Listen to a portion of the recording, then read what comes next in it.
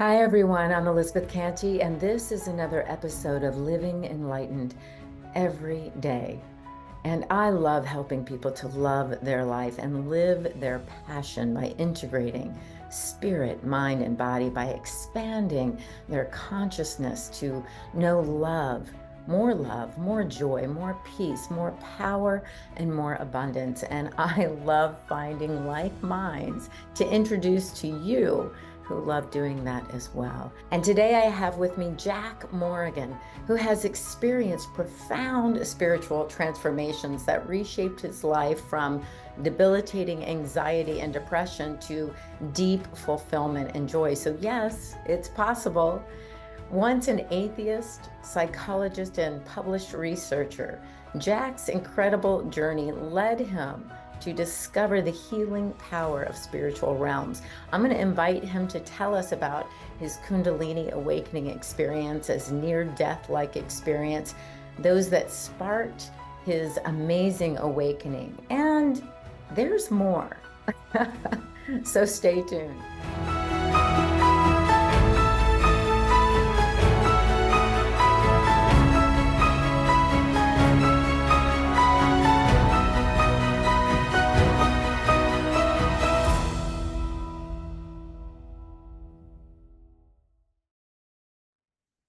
I'm Elizabeth Canty, and I'm here with Jack Morrigan, and together we are going to invite you to just take a breath and really be right where you are. Be in your heart listening. Who are you as you listen to this wonderful podcast? Are you curious? Are you excited? Do you know that you will find something amazing about you as you listen? Because what you listen for, you will find. So I welcome Jack Morrigan. Thank you so much for being here today. And before we begin with your journey, I just want to tell the viewers about the amazing story of how I came to find you. I go to the beach almost every morning. And for months, when it's this kind of weather, I just get to go every morning for sunrise. And lately, I've been doing energy centers, just balancing my energy centers, which is very new for me. It's not a thing I usually do, but for months I've been doing it. And this particular morning, focusing on like the first energy center, or you might call it the root chakra, the fourth, the heart, the sixth, and the eighth, which most people don't really think about much. But for me, I always think of it wrongly or rightly, I have no idea, but like this portal between worlds. And I'm walking down the beach, and all of a sudden, about halfway through this hour and a half meditation, I'm like, and it's a walking meditation, standing, eyes open, sometimes closed. And this dragon just comes, he's just like above me. He's just there, and he's having a ball, and he's very sassy. It's got this incredible energy, very powerful. And I'm laughing. I mean, it's like amazing. It's so much fun. And I'm having this conversation with this dragon. And at one point, there was this sense that it's a male energy, and it felt like he had to protect me or something. And I'm like, whoa, I don't need any protection. I mean, no one can take anything from me. There's nothing to take. It's like, and he goes, yeah, no one can take anything from you. Look at me. They're not going to go near you. And it was just this funny conversation. It didn't go like that. It's more of an energy. So I'm putting these words to it and stuff. But it just felt, it was really amazing. It was really amazing. So the next morning, I go on the beach, and same thing, this dragon, and he's like having so much fun. And we're just like, I'm like 10 feet tall, and I got this big dragon, I'm like 20 feet tall actually, and I got the big dragon. And then I have 10,000 angels with me, and they're all here. And this is a female energy. I have 10,000 angels. And that has a meaning to me, that 10,000. It means for me that there's, sort of a Buddhist reference where there's 10,000 things out in the world that are always calling for you, or, getting your attention or wanting you to do something. And it was a reminder that I of myself do nothing, that these angels are there to do it. I of myself don't have to do anything. I have a dragon and 10,000 angels. So I go home, I'm making my breakfast, I turn on YouTube, and there you are, Jack Morrigan, doing an interview about dragons. And you're channeling dragons and you're meeting dragons, you're knowing dragons. And I'm like, you can't even make this stuff up, right? The next day, I'm interviewing Dane here. And before the recording begins, he picks up his coffee mug, and it's a mug with a dragon on it, a big green dragon. And I look at him, I'm like, is that a dragon on your mug? So we have this whole dragon conversation. And the next day, this is 4 days in a row, I tell my friend Tom, like, all this dragon stuff. And he goes, well, you're going to love this, because this really good friend of mine who I hike with every Sunday just changed her name, her last name, to Dracone, which is the Latin root for dragon, I think, because she's interacting with dragons. Like, so now they're just all around me. And that was what, 2 or 3 weeks ago now, and I have my dragon with me every day. The topic of and the experience of dragons and other interdimensional beings is wildly on the rise, isn't it? This isn't, nobody was talking about dragons 10 years ago, right? I mean, I definitely wasn't. The extent of my knowledge on dragons is Harry Potter, I think. Sure. Yeah. But oh, I'm sorry, but I heard you say, and I never put any thought behind this. I never knew this as a thought, as a known thought, that dragons are in every culture, every tradition, every part of the world. There's dragons, right? Yeah. First, I just want to say thank you so much for having me on. Um, we were just talking just off camera about spirit, and spiritual energy. And I was saying like how every time I sit down for a conversation like this very strong energy of spirit starts coming in, and the sensitive among you will be able to feel that. And it's just a real privilege to be here with you and to be sharing this, and makes me reflect back some 10 plus years ago when I was an atheist and didn't believe in any of this. And I was also really miserable, and how much my life has changed and how challenging that was to go through those changes, and how it still has challenges, but I just feel incredibly blessed by it all. Um, so that being said, hang on, we were talking about dragons. Yeah, so they're in every culture. Yeah. Every culture. I know.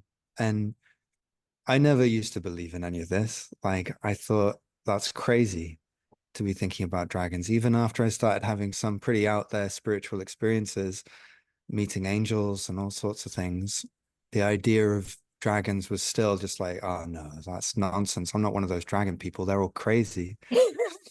And yeah, that's definitely changed. Oh my goodness. Well, before I saw your interview, I would have said, I have an incredible imagination. Great. That's wonderful that it could be just my imagination. And are you familiar with Neville Goddard? He's No, I don't think so. kind of a Christian mystic, recently passed, relatively speaking, maybe in the 60s, I think. He believed and he taught, and he has a huge following, and he's just amazing. But his whole download was that spirit or God is our imagination. That is God. That's what he calls God, our imagination. And so, in what we imagine, that is our ability to be as God, creating with our imagination and being with our creations is sort of like the Mm. manifestation. So I'm putting it in a nutshell, but that came up again with this whole dragons and imaginations. But I want to go back a little bit and kind of tell us about before the awakening. You mentioned you were an atheist. Tell us just a little bit about before and then what sparked that awakening. Sure. Like, so as a kid, I had a pretty wild imagination, and I believed in all sorts of things. And like most of us do, like that became lost over time. Mm, Uh, and then it was like, no, none of that stuff's real. I think that got drummed into me from quite a young age. And then I had quite a challenging childhood. It was pretty traumatic. Nothing against my parents and my family now. Like, I very thankfully have reached a place of acceptance and forgiveness around most of those difficult times, because I understand that they were also suffering. And that's why they inflicted that suffering on me at times. So childhood was difficult, and then I went to drink and drugs as a way of coping with that in my teenage years, my early 20s. And my mental health had really gone downhill in my kind of mid 20s. Um, and I realized like I couldn't keep pushing the drink and drugs. It was just making everything worse. So I was in this stage where I was an atheist who had studied medicine. I studied medicine for 3 years. I wanted to be a psychiatrist, um, really because I wanted to heal people. Like that was my calling. I even knew it then, but I didn't know where to express that calling. mm, So the only path that I really saw in front of me was in medicine or psychology. And my school was very adamant that medicine would be a better path for me. So that was what I was following. But it was really difficult. If any of you or know someone or have been through medical training, it's really pretty hardcore. Um, and I was doing it with all these undiagnosed mental health problems, like from the traumas I'd been through in childhood. And that just became too much for me. And I failed my exams in my third year of medicine, changed to psychology, did psychological research for a while, had a few articles published. Um, and it was at that time when I was at a really low period, but changing direction for the first time in many years, um, and kind of cleaning myself up when I was very open to new ideas. Um, and then I was due to move to London for a new research job, and someone recommended that I check out this guy called Eckhart Tolle. mm. Um, and quite honestly, that moment changed the entire direction of my whole life. It was a video, right? Did he ask you to watch a video or how did that, or you just Googled them? It was my friend Marion, who I recently got back in touch with again, and I always feel this incredible gratitude to her because she was the person who recommended him to me. Um, and yeah, and I just searched him on YouTube, and I clicked on the first video that I saw. I don't even know what it was called. Hmm. But it's like my consciousness was just totally ripe and ready, even though I had no idea. I'd never done any spiritual stuff. I'd never been interested in religion. I was like anti-religion, if anything. And looking at him was enough. The moment I saw him, I started having mystical experiences, even though I didn't know that's what it was. Um, my mind just became silent and like it was absorbed into him. And funnily enough, I didn't even think that was that big of a deal. Looking back at it, it was, but I was just kind of like, that was interesting. And then did was looking around for more things that he's done. He had a video called "How to Stop Thinking." That was the Mm. first time I'd ever come across the idea that stopping thinking might be a good idea. Um, so I just tried to do that, and I just sat on my bed and I meditated like I'd seen in movies, because I'd never practiced or been taught meditation. I just followed my breath and watched my thoughts, and my thoughts slowed down. And in a few minutes, they had completely stopped. And I was just like bathed in the stillness of my own mind. probably for the first time consciously ever, really. And I was blown away. I was like, well, this is better than any of the drugs that I'm taking. It's free. It's good for me. Um, why isn't everybody talking about this? Why isn't this taught in schools? I've just gone through, 20 something years of education. This has never been mentioned. What's going on? Like, why? Well, those questions are for another podcast, but I'm telling you, why? Why are we not learning this in school? I have no idea. And in fact, we're kind Mhm. of learning the opposite. But like I said, that's for something else. But you said, stopping your thinking, and it reminded me that when we're the constant chatter, the thoughts, the memories, the voice in our head that is commentating on everything, which has we don't need a commentary on everything. We can just be with everything that is. But when that stops, I just had that thought that the imagination can come back. It's that childlike feeling of like, oh, without all this stuff out there, I'm free in here. That's what I got from what you just said. Yeah. And like, as we're talking, what I'm realizing is that there are very few thoughts going through my mind right now. And when I was saying at the beginning how every time I sit down for a conversation like this, it feels very special and like spirit is very present. It feels like that moment when I first discovered all of this. Mm. It all becomes intensified and I'm just in this silence. And I know going to what you're saying there about that childlike state, I feel like children have their hearts wide open. Yeah. And it feels like that, I feel like my heart is wide open and I don't feel like I need to really know anything. I never come into conversations like this with a plan of what to say, which is very different to my medical and psychological training, where, I would have planned this to death. Um, and now it's like, I don't need to do anything. I've really realized like this to re to really live in this state and have discovered it, um, and just to be enjoying it, it just shines out of us when we're like that.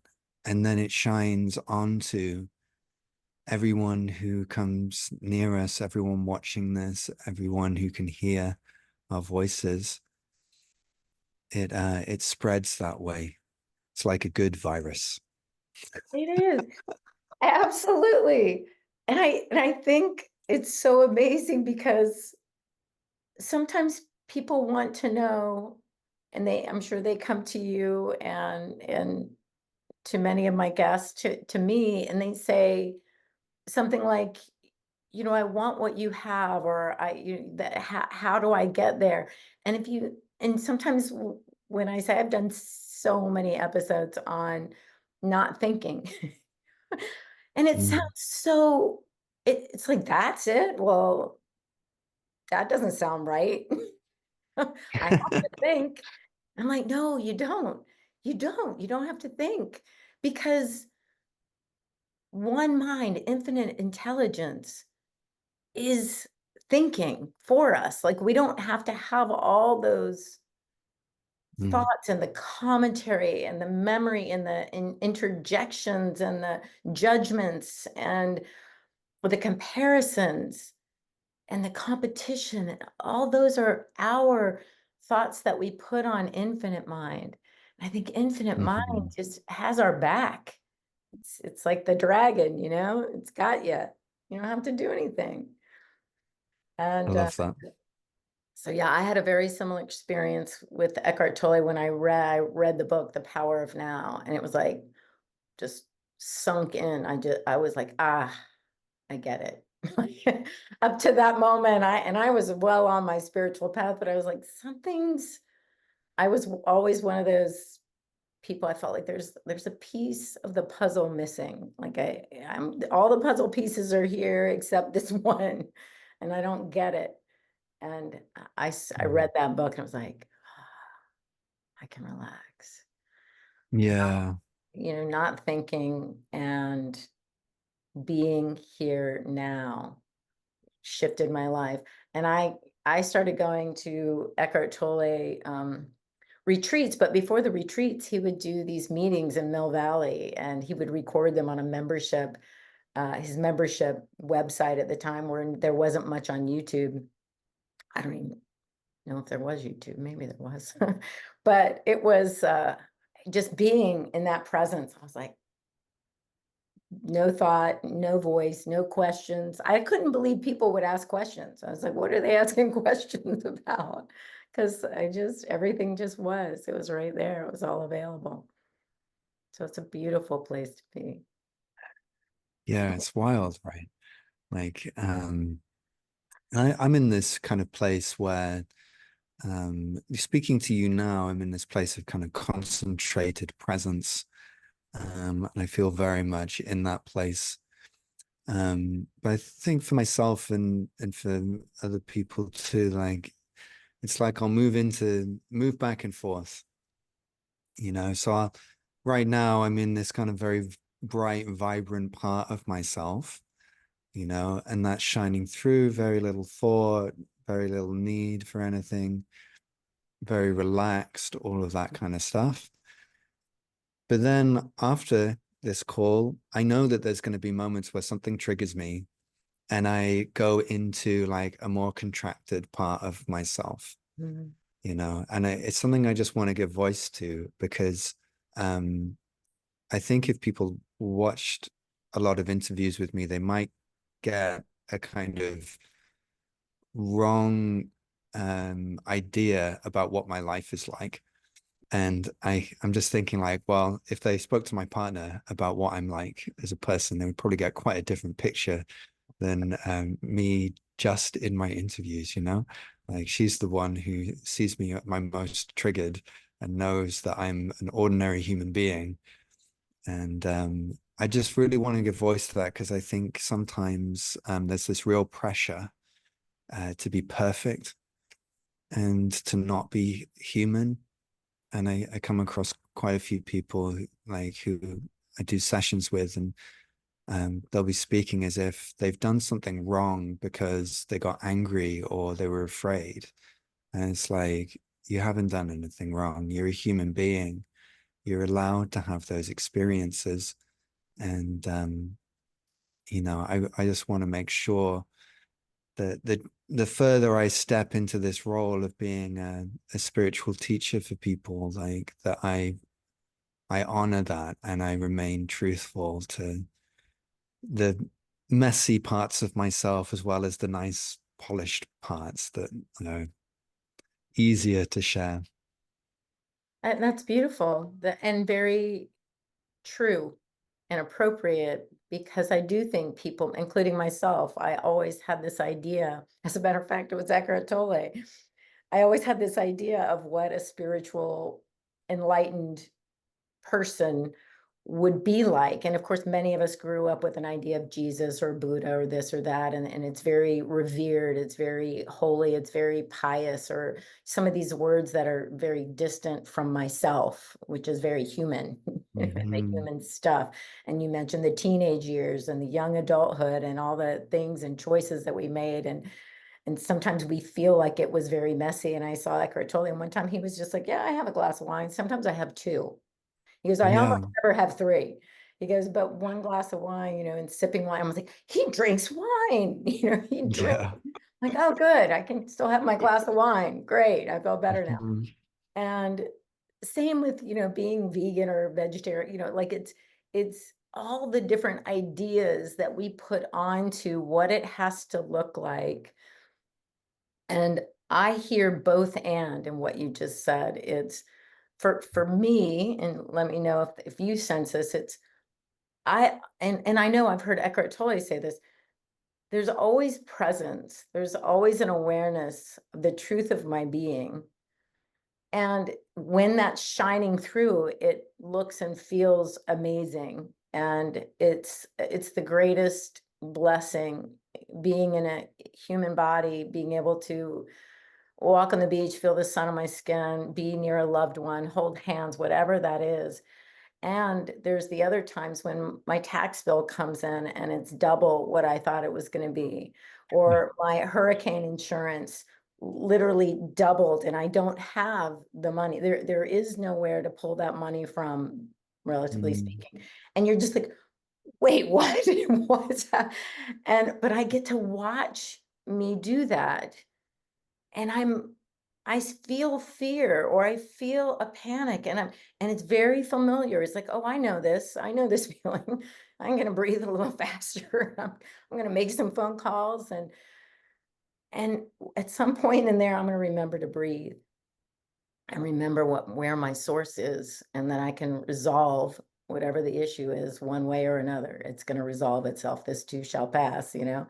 But I'm Yeah. still going to go through it. I'm still, if I hurt myself, if I'm in pain, if my son is in pain, if my mom, whatever's happening, you know, being fully in it is the most incredible gift, is to know that we are these eternal, timeless spiritual beings, and we can be fully involved with that rainbow of emotions that every situation can bring us. Like, that's a miracle, I think. That's what I heard you say. Sure. Yeah, no, it's beautiful. I love how you're sharing that. And like to give like this one example for myself from earlier today, like just shortly before I got on this call with you, someone had sent me an email where they were disappointed with me because I hadn't replied to them, and it triggered a lot of old childhood stuff, you know, of this people pleasing, like I need to be perfect. I if I cannot allow anyone to be upset with me at any time. Yeah. And if I kind of fail in that impossible goal, then I go into this very fearful panic, which is linked to my childhood traumas, you know. So it's those memories resurfacing. But what happened that was different to say if it happened 10 years ago was I could see that that's what was happening, you Yeah. know. So it's like, and there was this lightness to it.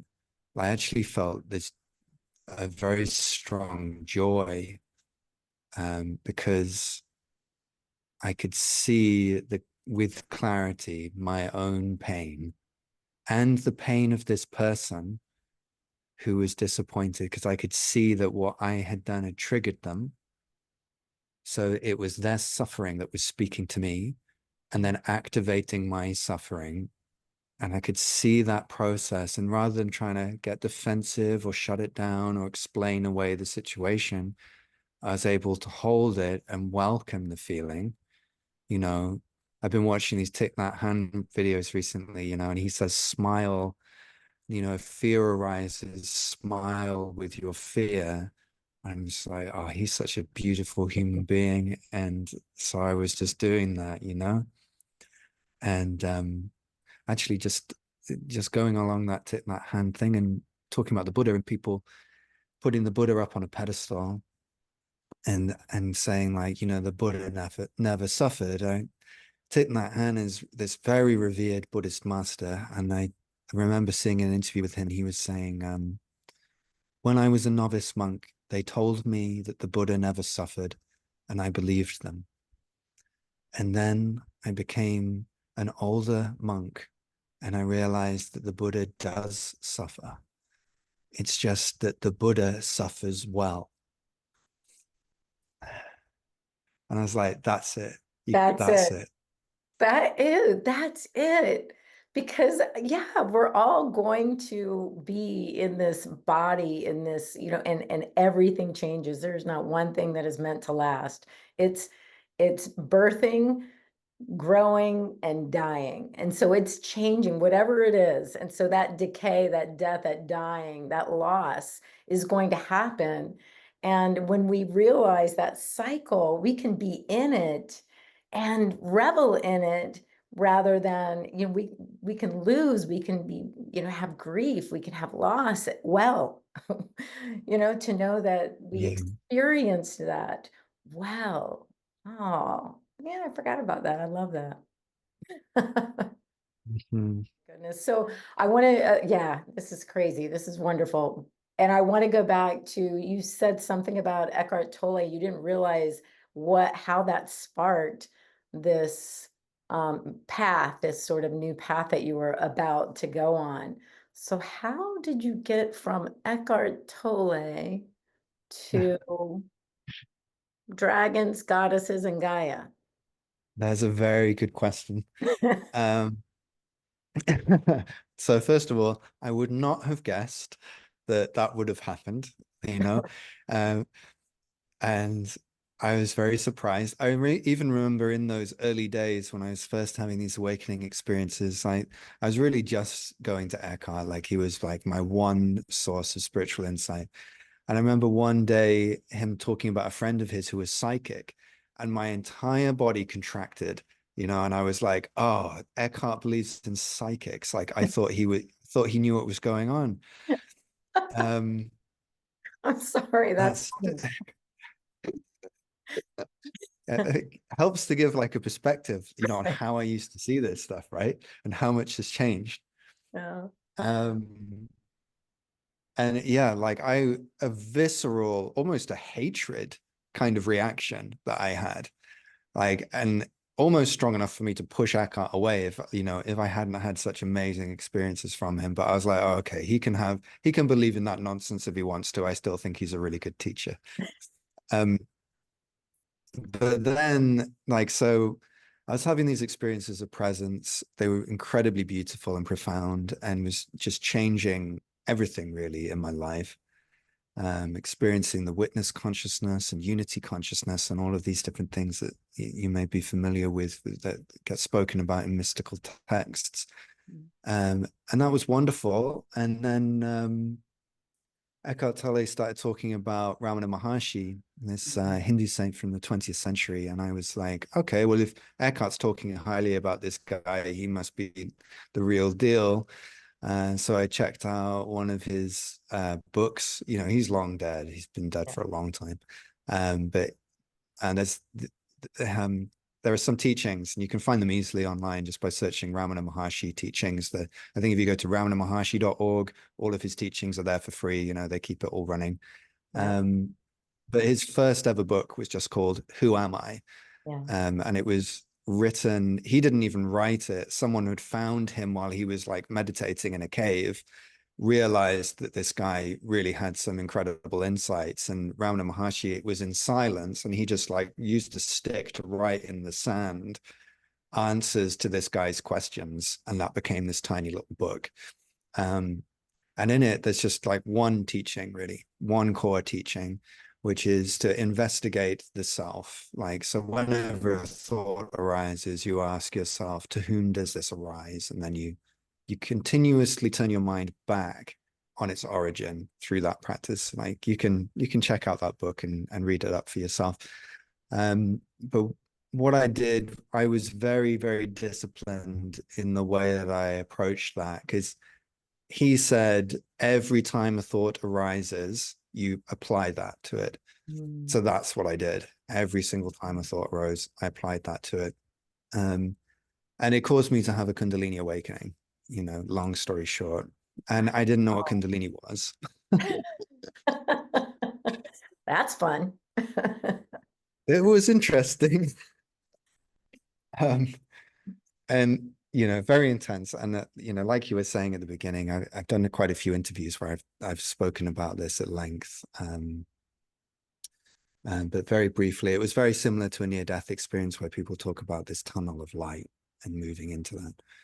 And after that experience, it's like it had just turned up the volume or the light in my consciousness. After So the Kundalini, so was that one experience, sort of the near death, the tunnel like, and then yeah, the Kundalini? And so I just have to ask you a little bit, because I haven't heard you talk about this. I mean, I paid attention to the dragons, but I haven't heard the Kundalini. Did you have what would be considered maybe typical with a lot of energy, a lot of movement through the spine, that kind of thing? Exactly. And it does Exactly that. one? Yeah. Like lightning moving up and down my spine. Wow, okay. Um, and it was surprising, I didn't, it didn't say in that little book that Ramana had written, by the way, practicing this meditation might cause this thing to happen. That wasn't in there. So I didn't have like a context. I just knew something very intense and significant had happened. That's all I knew really. Um, but afterwards, after the Kundalini, my Kundalini had got like awakened, um, I started having all of these like spiritual experiences. So, you know, I'm there a few months before. I'm like, oh, Eckhart, he believes in these psychics. What a fool. And then I'm like having all these psychic experiences. I'm seeing energy. I'm having out of body experiences where I'm meeting angels and deities. I'm having telepathic experiences with those same beings where they're communicating to me throughout my day. Um, all of that stuff starts happening in a very short space of time. Wow. Um, which is incredibly beautiful and amazing. And I'm so grateful for it, like, especially the telepathic communication, because that has never, ever gone away since it opened. And I've been very blessed because I don't have to do anything for it to happen. I can often just see an image of a deity and I'll reach out to connect with them and they'll start talking to me instantly and we'll build up a connection. And then if I want them to leave me alone, they leave me alone. If I want them to carry on talking to me, they're just there instantly. Like if I'm having a bad day and I need some support, then it's like bang, straight away. It's like having it's a bit like having a sort of Eckhart Tolle on speed dial, or like a great therapist, or sometimes they're just really funny, like if I really need some laughter, like they've come in so many times like that and just like lightened everything for me. So yeah, all of that started happening, and then I was like, oh, maybe Eckhart wasn't actually a fool. Maybe this stuff is actually real because it's happening to me 24/7 now. Wow. So what do you mean by deities? It's a good question. So one of the deities I work with a lot is called the Morrigan, hence why I'm now called Jack Morrigan. It's not my birth name, it's the name I've chosen because I have a close connection to her. She's a Celtic goddess that's not that well known. She's a goddess of death, sex, and magic. Um, I'm very much like linked to the earthly downward movement of consciousness. Like that's kind of my home. And so I'm connected to these beings who would describe themselves as enlightened beings of the underworld who tend the soil of the collective consciousness. Hmm. Um, so Morgana, oh, I call her Morgana as well, because the Morrigan actually means the Great Queen. And she's got a fantastic sense of humor. And I'd be connecting with her and I'd be calling her the Morrigan, the Morrigan, the Morrigan. And she'd be like, this is a bit weird, because you keep calling me the Great Queen. And I think we're past those formalities now. And you can call me something else. How about you call me Morgana? That was the word that she chose. And I didn't realize that Morgana is actually a character from British myth that I had no idea, but she's in like the King Arthur I was just gonna tales. say, as a child, Morgana Le I Fay. loved those, so I knew the character immediately. That's funny. Okay. Yeah. So she was saying that like she's linked to Morgana Le Fay. Like you could think of Morgana Le Fay as like a human incarnation of the Morrigan. Hmm. Um, but she was like, let's be less formal. sweetie, let's calm, calm this all down. But she describes herself, you know, because she'll be like, human beings draw me like I'm a human, which is understandable and it's good. It helps us form a relationship. But that's not what I actually look like, and it's not what I actually am. And it's a truer way of seeing me is that I am a river of consciousness that flows from the root chakra of Gaia. So right in the center of Gaia, that's where the Morrigan's like body is, but then her arms and fingers flow out from there, and they flow to the British Isles because she is a deity of that land. Mm. Whereas Kali, who I was one of the first deities I connected with was Kali from India. And then she was like, well, Kali is a similar being flowing out from the root chakra, but she flows to India, you know, and then you've got Hecate going to um, Greece, and then you've got Hela going to Scandinavia, and you've got all these different flows of consciousness that are all part of Gaia. They're part of Gaia's consciousness, who Gaia is, but they flow to specific lands. Mm. Um, so that's one way of understanding what a deity is.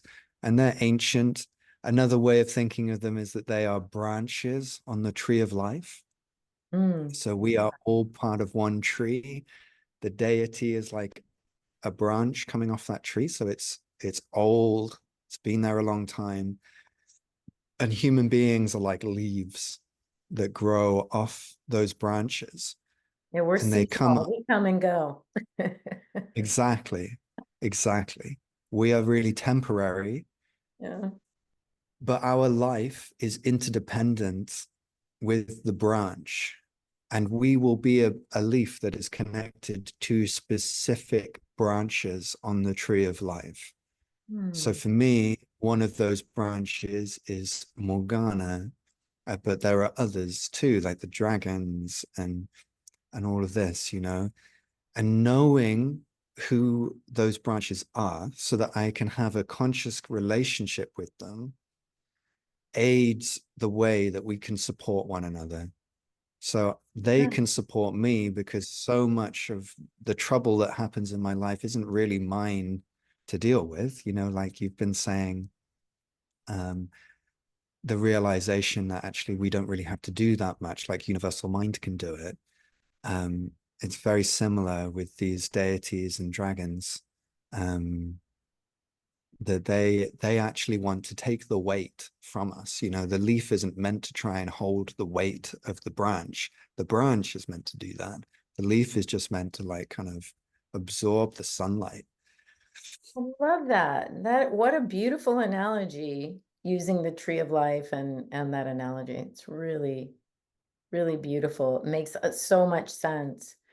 And I just want to say that for me, and the thought hasn't come through yet, but the for some people that this may sound kind of out there, it's reminding me in my heart of the Hindu tradition where they talk about 30,000 gods, you know, because they have a Oh, god for everything. But it's not God, it's the God of the hearth, the God of the fire, the God of the wood, the God of the, you know, whatever it is. And it's such a beautiful way of seeing the sacredness and the interconnectedness of every aspect of earth and life.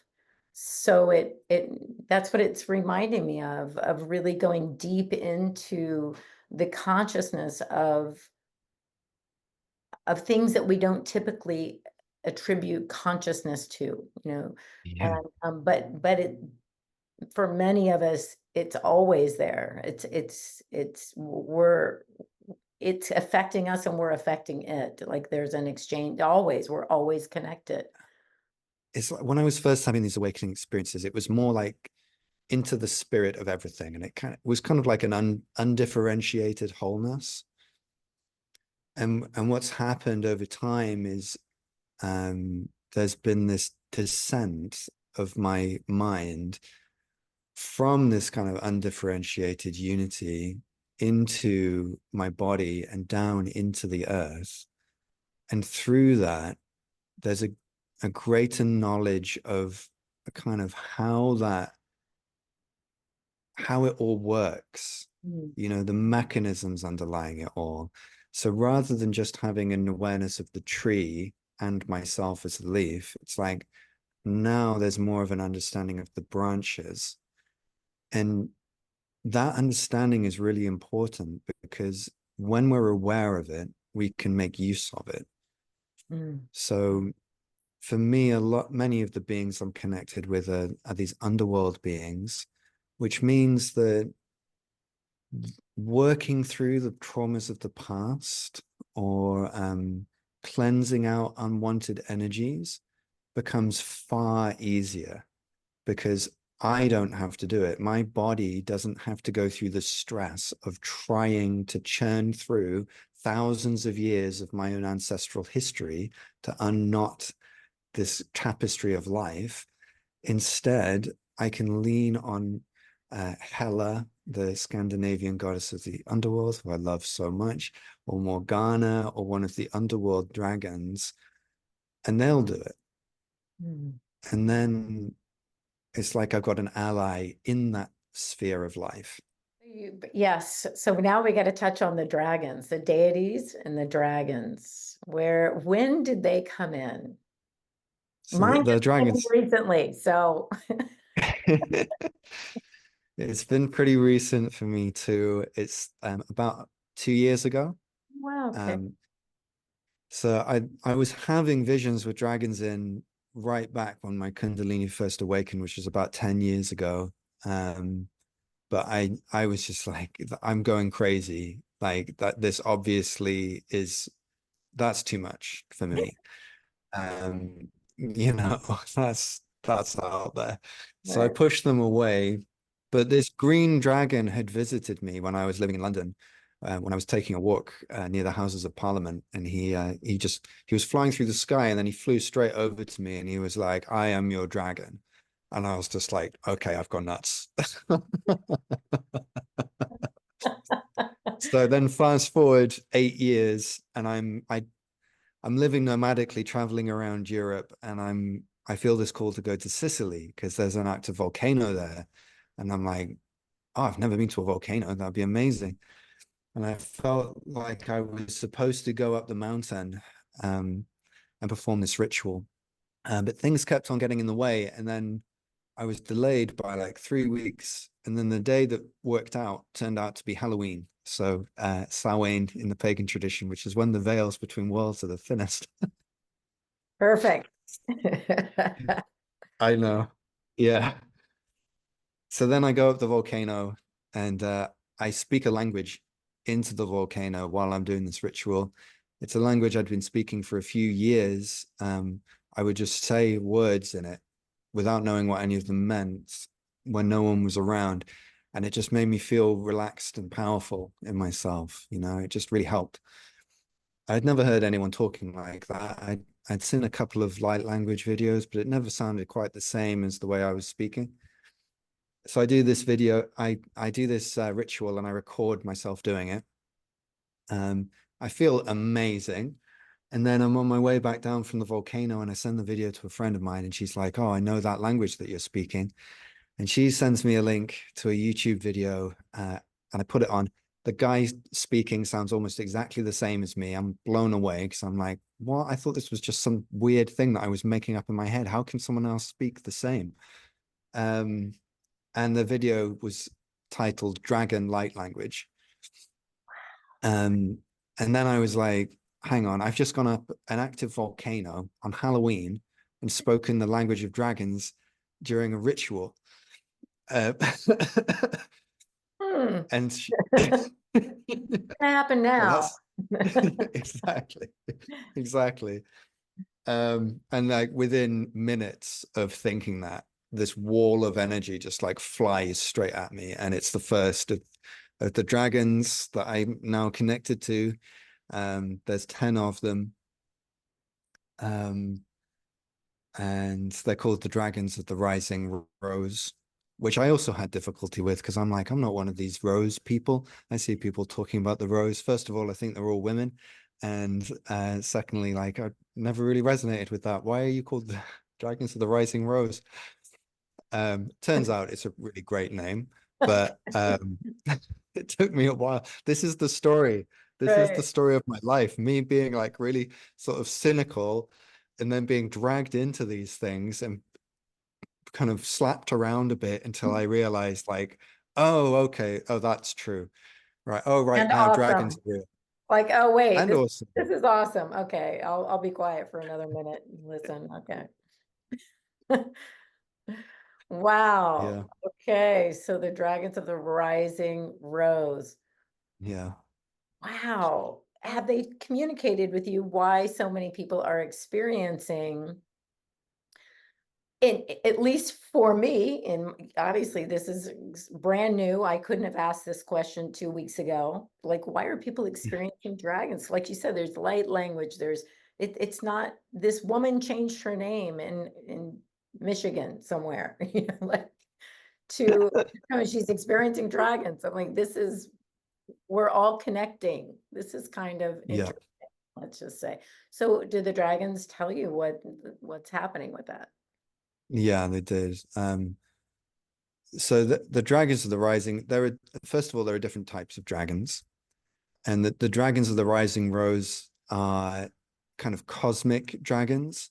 Mhm. So that each of them is part of the cosmic chakras, right at the heart of the cosmos. So the heart of the cosmos is like, you could say it's like the most spiritually evolved place within the cosmos.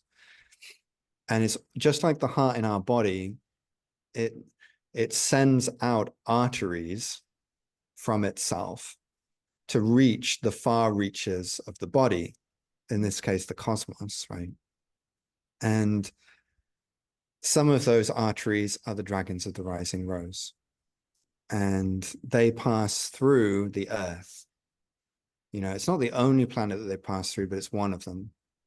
So they pass through the earth, and they are bringing the blood or the life force or the spiritual knowledge back to humanity. So if you imagine, you know, when you tense your fist for a really long time, it starts, you cut off the blood supply to your hand. So it's closed. And when you do that, your body, you cannot feel what's happening inside of here. It's become disconnected. But as you start to open your hand, the blood starts to return. And as it does, you start to understand what's happening inside here. And there's a flow of information back and forth, right? And the dragons call that the great return in Mm. terms of humanity, because they say humanity's consciousness has been closed like a clenched fist for thousands of years, and now it is opening. And they are supporting that opening by bringing the life force of the cosmos back.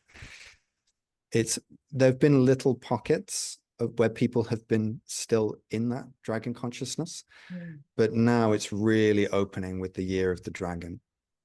So that's why lots of people are tuning into it now. Yeah. I love that. I love that imagery of the closed fist. And when you were saying your fit, when you open your fist, now, like, there's information, there's flow, there's intention, there's like, I can do something with my my open hand. There's not much I can do with the closed fist that I'm not in, that I can't feel. So there's that feeling, that tuning into and being in attunement with something. Yeah, Yeah.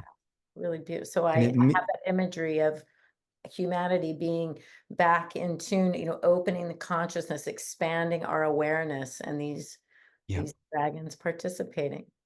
And it means that, like, on the human level, it means that instead of us feeling like we're disconnected and isolated, and that we have to be the ones who make all the decisions in our life, and that all the burdens of life's challenges are on us. Instead, we open to this wider cosmos that holds us instead. And they hold us. It's like we don't have to be responsible for releasing all of the negative energies from our system and cleansing that away from us. They're supposed to do that, you know?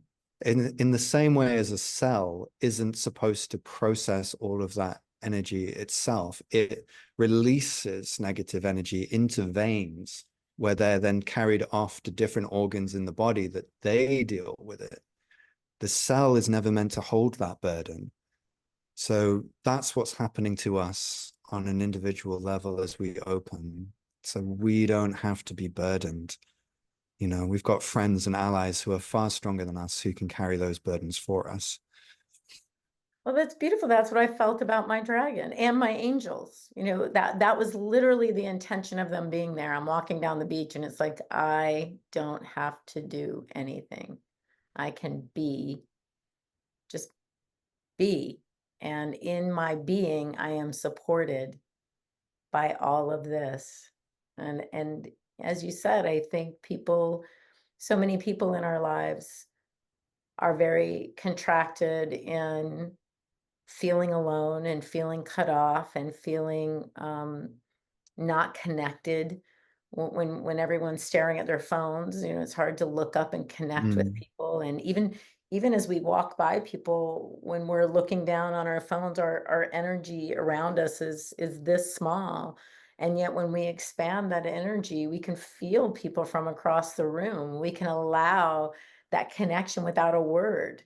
I mean, just feeling our connection, our interconnectivity without words, being far away. You just feel wonderful. It's like there's someone I'm connecting to, and you don't have to say anything.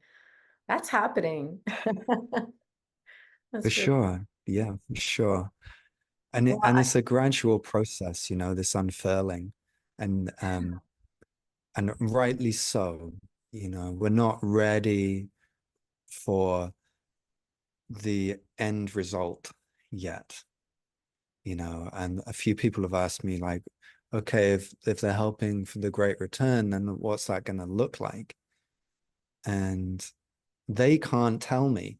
Like they've shown me these tiny glimpses, and the moment they do, like it's, you know, the image isn't all I receive. I also receive the energy and the feeling of that. And it's so beautiful that I'll just like burst into tears, like, because my heart can't handle that level of beauty yet. So they're like, you know, we can't actually show you where this is going. It'll hurt you Wow. because what we're creating together is so beautiful. You're not ready yet. And I think that many people like yourself are being called and quickened into this to be way showers, to be guides, to Yeah. leading people to their own light, to their own connectivity, to their own source within. So it seems like where I sit, there's a lot of people being called into the quickening to prepare, you know, really to hold the light, to show the way. And then there's people going, oh, look at that light over there. I can see the path now. I can walk that way and feel better with every step, really. Yeah. Mhm. So I just have one Exactly. more. Oh, go ahead.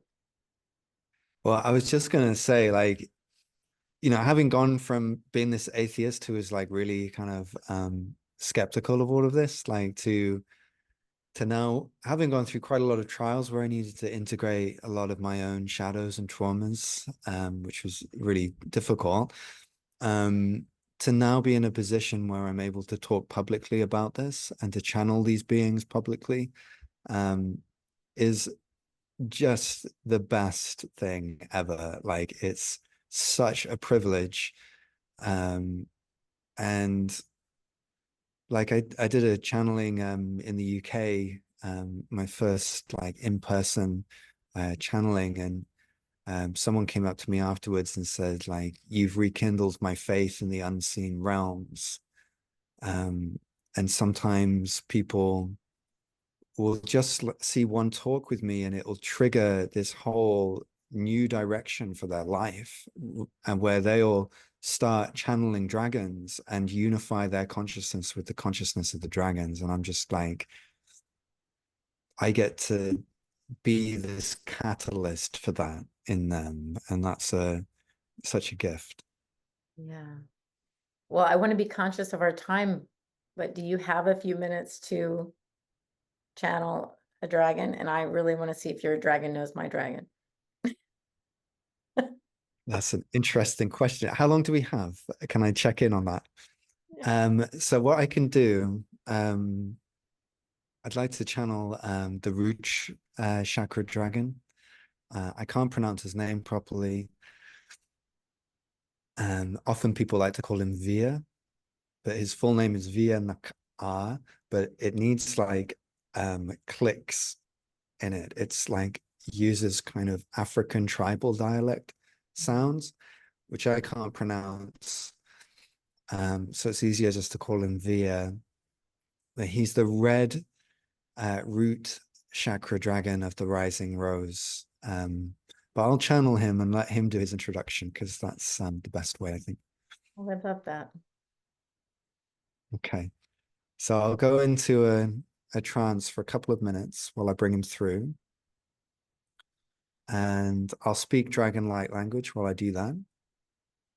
And when he's ready to come through, I'll say his name 3 times. And then he will speak. He'll introduce himself. The beings I channel are very particular about that. They're like, they would consider it very rude if they didn't formally introduce themselves to you. They want you to know who you're talking to and what being this is. And so after they've kind of introduced themselves and spoken for a little bit, then you'll be able to talk to them and have a back and forth. Thank you. Okay.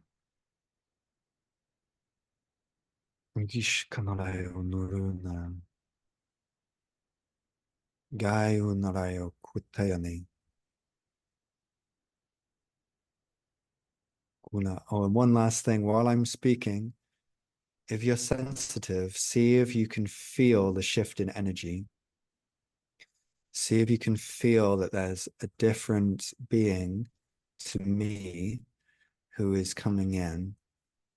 And just, yeah, see if you can sense what that feels like for you. I invite you to enter a relaxed state of mind. Please don't listen to this while you're driving, because Veer's energy is very calming, and so calming that he might make you sleepy. So please just listen to this when you're in a nice relaxed place where you can sit, lay down, and you can drift off to sleep. So I've been running these initiations recently called Dragon Medicine, and our group has gone through the initiations of Veer. And oftentimes while he's channeling and doing guided meditations, people will fall asleep. And it's been a really good thing for people, because some of them haven't had a good rest in years, and they're getting their first uninterrupted night's sleep in a very, very long time. So our bodies really need rest. So please allow yourself to fall asleep while listening to this, if that feels right for you. But obviously don't do that if you're driving or if you're doing something important at work or with heavy machinery. So with that in mind, I'll bring them through.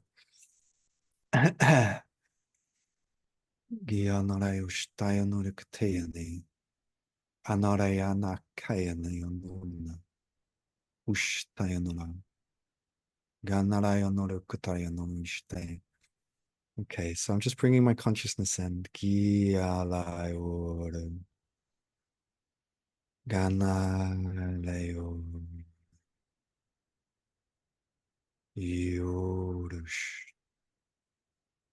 Okay, Veer N'Ka'A, Veer N'Ka'A, Veer N'Ka'A. Yes, Jack cannot pronounce my name correctly. No problem. No problem. None of you need to be able to pronounce my name correctly. It's no problem. Bonus points if you can. but no problem if you can't. You can call me Veer, or you can call me the Red Dragon, or the Red Dragon of the Rising Rose, whatever works for you. I am the red root chakra dragon of the Rising Rose. As Jack mentioned, I am part of the root chakra of the cosmos. So the cosmos, just like your body, just like the body of the earth, has these 7 colored chakras, and I am part of the root chakra of the cosmos. Because I'm based in that place, which is like the heart of this cosmic being, my energies are pure and mature, which means that I can be a guiding light to the energies of your root chakra. So your root chakras have not really had someone that they can truly look up to. It's rare that there will be a parent who has a really deeply well-established root chakra who can then role model that for their children so that the child's root chakra naturally matures into this healthy, vibrant version of itself. So I'm here to be this guiding light that your root chakra can feel and go, oh, that's how I can look. That's how I can structure myself. That's all I have to do. And it's effortless. You don't have to do anything, like we were talking about before in this previous conversation. You don't have to do anything. It's happening naturally by osmosis, the osmosis of energy. So my energy being here is automatically healing to your root chakra. And well, what is a root chakra? What does it do? It's where your body forms a connection with the earth. So it's very important. It's as important as your crown chakra above, but whereas your crown chakra unites you with the masculine spirit above, your root chakra grounds you into the feminine material spirit below. So most human beings are not connected energetically, directly with the heart of this living world. The reason for that is because it's like there's a layer of permafrost inside the collective psyche of humanity, which is their shared trauma. That icy layer feels threatening when your roots start to descend toward it. And so if your roots touch it, they pull back. They go, that's too much. I don't want to go to that place. So I'm here to help to be a kind of warmth that makes it easier for your roots to go down through that layer. And I'm here to be a guide to help show the way to your roots to go, okay, you're looking for Gaia's heart so that you can ground and feel connected and feel like you belong and feel safe here in this world, incarnated in this body. And then I go, oh, you're looking for that? That's that way. That's that way. You take a left, then a right, then straight ahead, across the traffic lights, then another left. Bingo, you're there.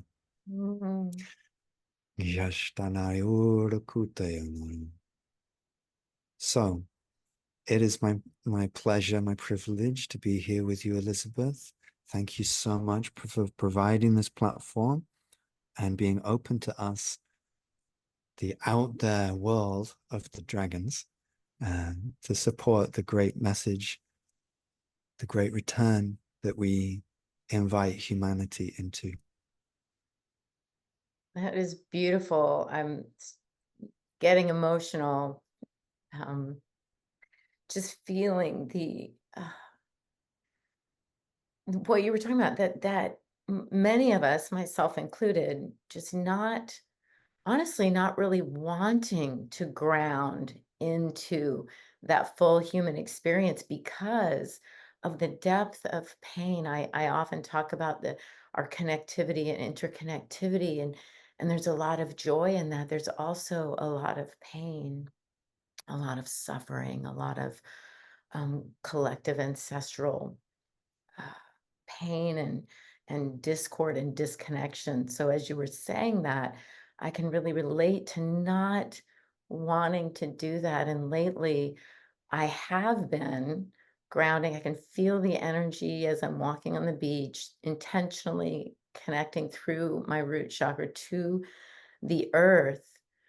And it's a very new idea and new experience. And I'm wondering if that's how I was able to have a visit from my dragon. And I don't mean mine in ownership.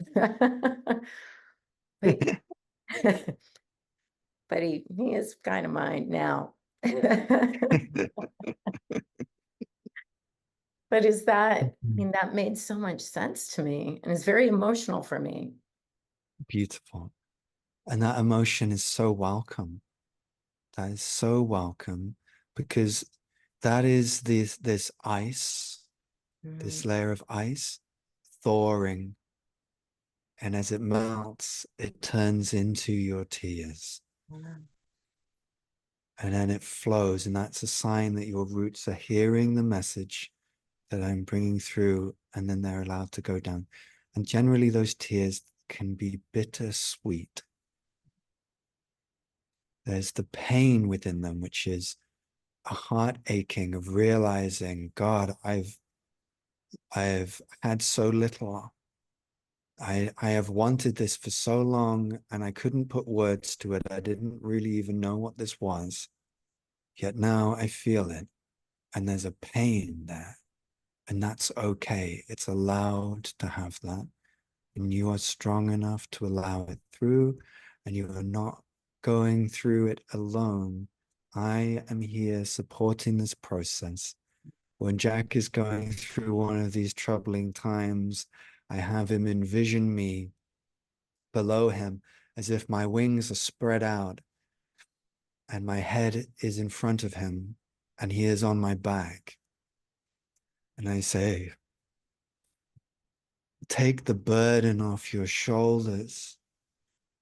You're carrying this heavy weight, all this ancestral pain, but you don't need to carry it. Why don't you put it down on my back and I'll carry it and I'll help you go where you want to go. Mm, You don't have to do it alone. So your body does not have to process all of that ancestral pain. It does not. I'm here to help, to support, and that makes it so much quicker and easier. Doesn't have to be a constant reliving of trauma. And then the sweetness is, oh, hold on a second. I can feel something beneath me. I can feel this. There's an aliveness in the ground underneath me. There's a depth to that aliveness. There's living energy in the ground beneath me. And there is a loving heart there too, calling to me. And if I were to lean into it, perhaps it would reach its arms out, hold me, and pull me close. And I might remember the kiss of my mother's lips upon my forehead.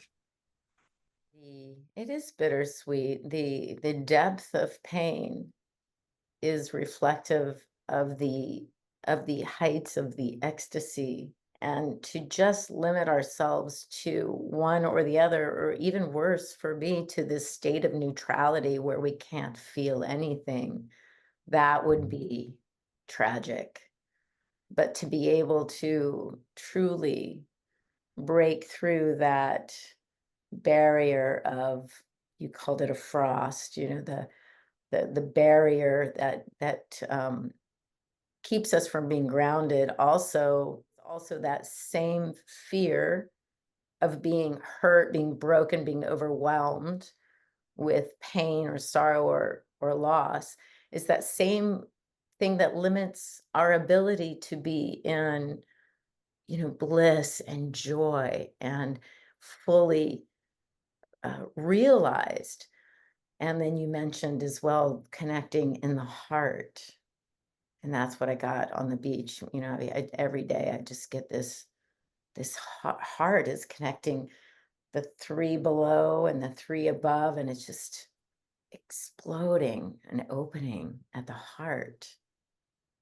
Hmm. Beautiful. What can we do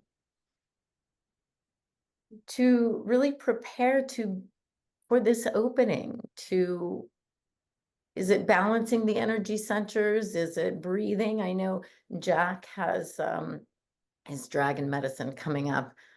An introduction to that is, how can we prepare for this healing, this grounding, and this opening? Thank you. It is so wonderful and so beautiful that you say these words, and that you watching this and that humanity at large is ready for this, because we are in the first steps of our long-awaited dance together, a dance of reunion. What can you do to prepare yourself? The good news is you're already doing it right now. You would not be here if there were not something in you that called you here. Indeed, some of you, like Elizabeth, will be having experiences in the build-up to watching this. Maybe you had dreams where dragons were prevalent. Maybe you start seeing them around all over the place. Mm. That is the first call. It's us saying, hey, remember us? Remember us, your old friends from way back when? And now you're here. Oh, you heard the call. Mm. You came. Wonderful. You are welcome. You are so welcome. Please take a seat at our table. This seat is yours. This seat is just for you.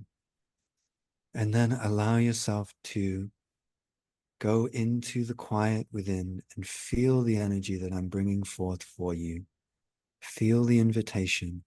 And if you would like to accept it, see how it feels to allow your body to grow and descend your roots down toward the earth.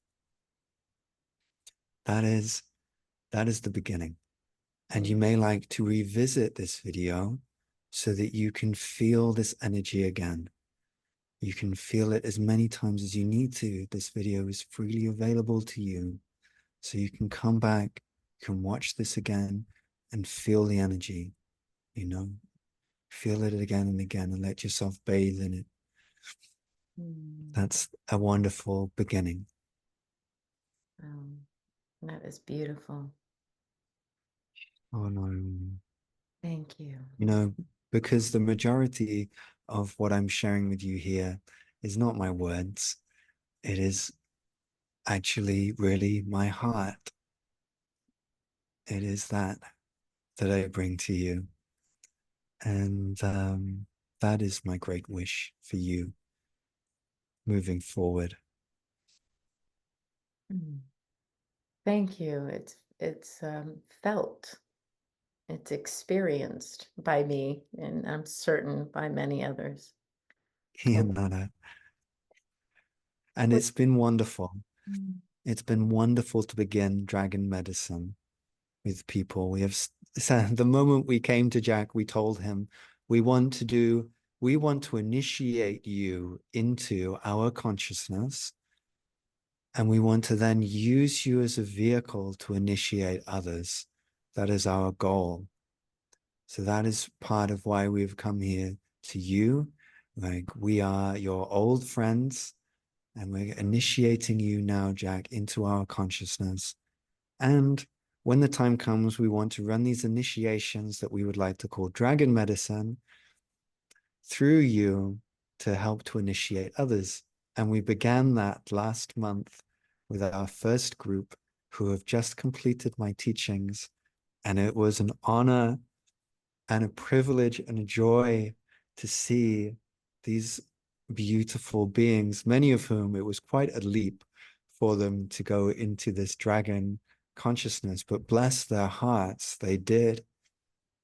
And so together, then I'm allowed to help them, which is what I want more than anything. And to see some of them reunify their consciousness with the consciousness of the dragons, and to see others enter into deep states of rest is truly wonderful. And we will be beginning another group. It is on Tuesday. It's soon. It's soon. It's on Tuesday, the 9th of July. Tuesday, the 9th of July. So if you're watching this before then and this resonates with you, then look into this and see if this is a calling for your heart. And then maybe we can go on this journey together too. That's a beautiful invitation. Yeah. Jack doesn't like doing this stuff. He doesn't like speaking it out into space, but it's important. It's important to share this wonderful offering, this wonderful offering, this wonderful offering that we have together. You know, it's a beautiful thing to be sharing with all of these people. And it's a true honor for me and for him to be doing this. And for me. And I would like to, I want to remind our viewers that the ultimate healing that it feels like you're offering is this knowing the truth of our being, knowing who we are and how we can be on this earth.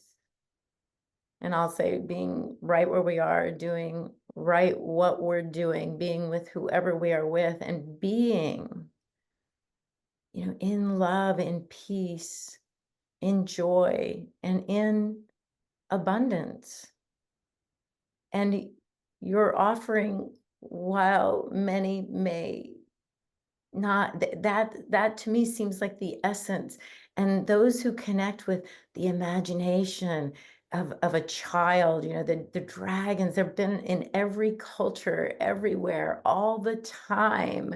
They're constantly brought up in our art and in our movies and in fantasy and all of these things. And it's going to relate to many people, just as do angels and alien entities. And you bring just something very, very special, a great reminder to us and a great invitation. Thank you. Thank you so, so much. That is a warm welcome, a warm welcome. It ignites my heart to hear, because, in Europe especially, that there have been some stories told about us that aren't very nice. They And try to kill dragons in Europe. I'm just I know, we forgive you. It's all cool. It's all cool. That's because we And don't understand. yeah, there, there was, it was meant to be. It was meant to be that our beautiful connection that we had together was meant to be broken. It was meant to be broken, and those stories are a part of that breaking. They're kind of implanting inside of the psyche of human beings, like, oh, dragons are bad, dragons are fearful, or dragons don't exist, That's all planted in there, and then that stops the connection from being able to take place. Mm, yeah. But we're in a place now where the story is changing, and our reunion is happening. Mm. And, well, what could be more beautiful than that? And also, you were saying, it's about our being. And of course it is. That's the heart of this.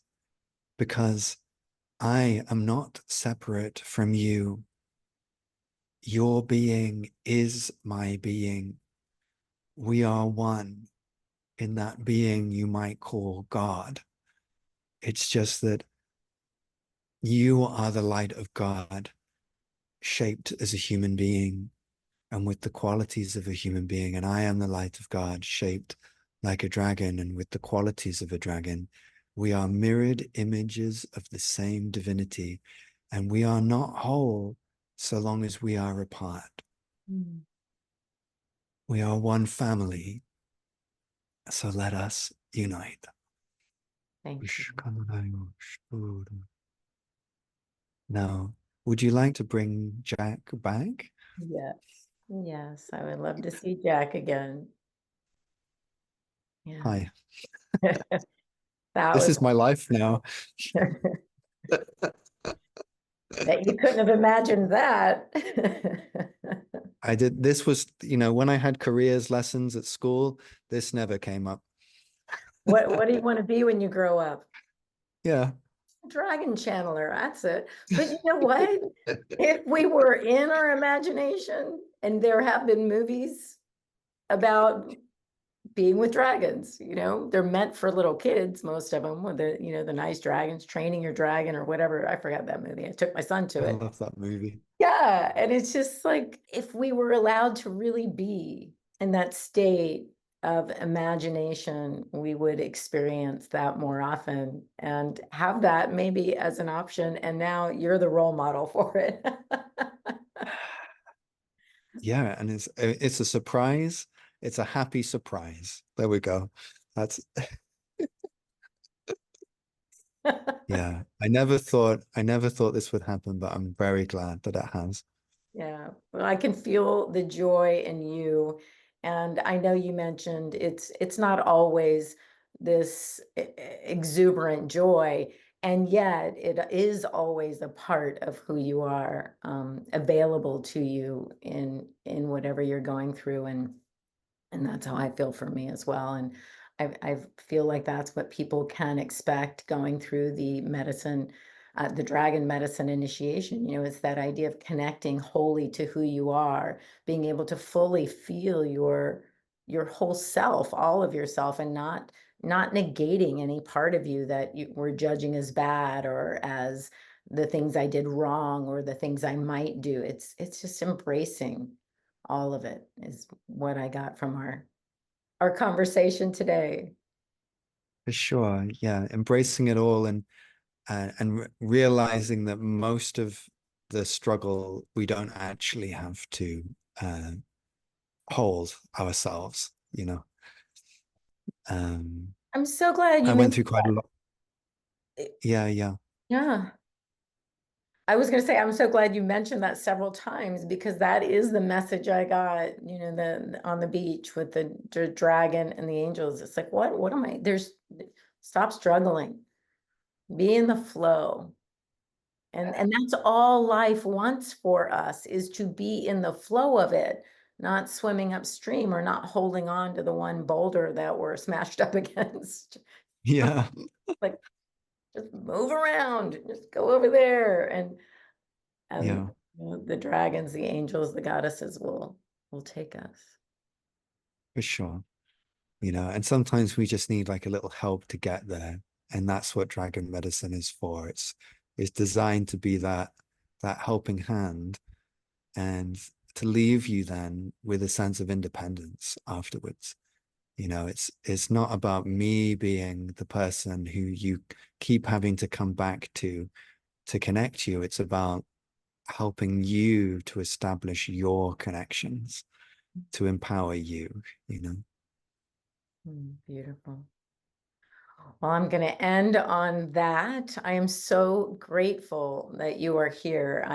It just was a beautiful exchange. I can't, there's not even words to say how wonderful that was. And to meet Veer, I'm just going to leave it at that.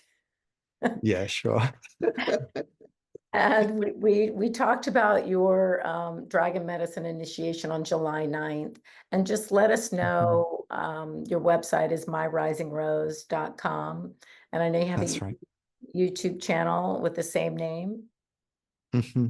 Yeah, so it's the Dragons of the Rising Rose. So I chose My Rising Rose as the website. So if you go to myrisingrose.com and then you can see that there's a dragon medicine link and just have a look at that. There's lots of information there for you to look through. You're welcome to message me You can find my email on my website, and yeah, we can have a conversation and see how I can support you, what the best way is. Oh, and there are scholarships available for dragon medicine as well. I don't think it says that on the website, but just to let you know, that is available. So if finances are an issue, then you can just email me and we can have a talk about it, because I don't want finances to be a barrier for people. Want to keep it open. I just invite our viewers, if you like this, please hit the like button, hit the subscribe button, and share this with a friend. This is so uplifting. It'll change their energy and they will open their imagination to all the possibilities as well. So I invite you to do that and invite our listeners to just laugh, love, and play this week. Play with the dragons, invite them in, the goddesses, the deities, the angels. You do not have to do it alone. You're never alone. You got us. Thank you, Jack. Thank you so much, Elizabeth, and thank you to everyone listening. It's been a pleasure.